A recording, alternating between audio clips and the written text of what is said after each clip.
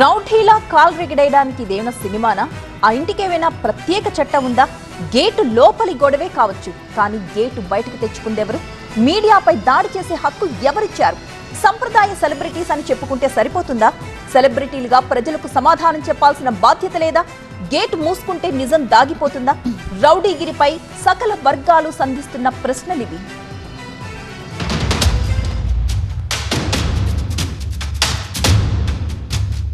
జల్పల్లిలో రణరంగం.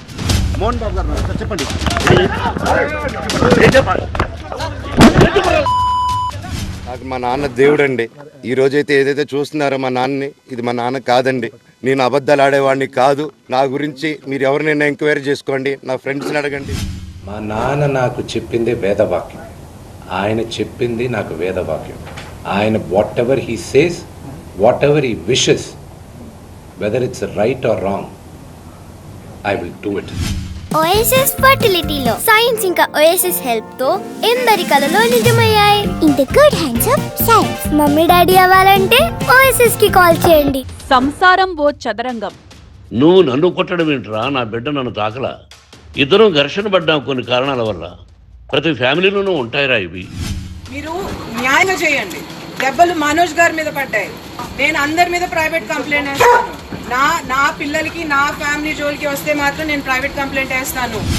అర్థమయ్యే వాళ్ళకి అర్థం అవుతుంది. ఫర్ పీపుల్, అవసరమైన బయట వాళ్ళు ఎవరైనా ఇన్వాల్వ్ అవుతుంటే వాళ్ళకి చెప్తున్నారు, this is a family matter, do not involve అని.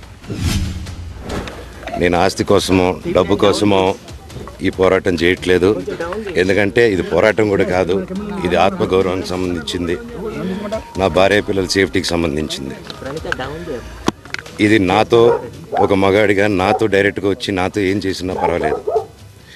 నా భార్య పేరు ఇంక్లూడ్ చేయడం, నన్ను తొక్కేదానికి నా 7 నెలల పాపని ఇంక్లూడ్ చేయడం, నా బిడ్డల ఇంట్లో ఉండగానే అలా బిహేవ్ చేయడం కరెక్ట్ కాదు.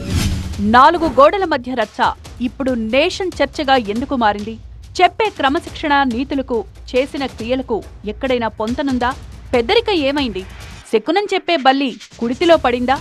సింగినాథన్ జీలకర్ర, అరిస్తే కరుస్తా అనే రియల్ డైలాగులకు చప్పట్ల సంగతేమో గాని, అడిగితే కొడతా అనే ఈ రియలీ విలనిజాన్ని యావత్ సమాజం ముక్త కంఠంతో ఖండిస్తోంది.